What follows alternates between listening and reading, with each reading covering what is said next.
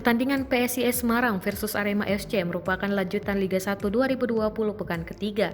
Laga PSIS Semarang versus Arema FC akan berlangsung di Stadion Mojosoyo Broto, Magelang, Sabtu 14 Maret 2020. Dilansir dari tribunwau.com, jelang duel PSIS Semarang versus Arema FC, tim tamu dihantui oleh catatan buruk. Pada musim lalu, tim berjuluk Singo Edan itu tidak pernah menang melawan Laskar Mahesa Jenar. Bahkan lebih parahnya, Arema FC dipermalukan saat bertandang ke markas PSIS Semarang.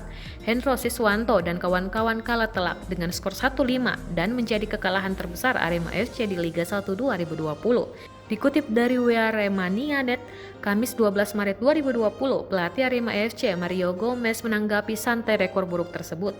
Mario Gomez mengatakan kekalahan telak pada musim sudah menjadi sejarah.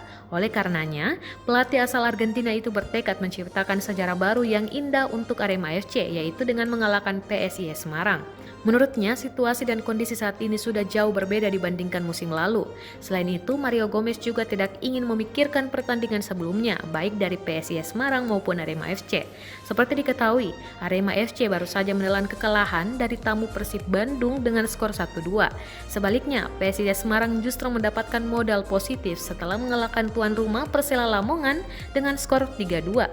Lebih lanjut, Mario Gomez memastikan anak asuhnya sedang dalam optimis tinggi untuk kembali ke jalur kemenangan di Liga 1 2020. Semua persiapan juga sudah dilakukan dengan matang, termasuk belajar dari kekalahan saat melawan Persib Bandung.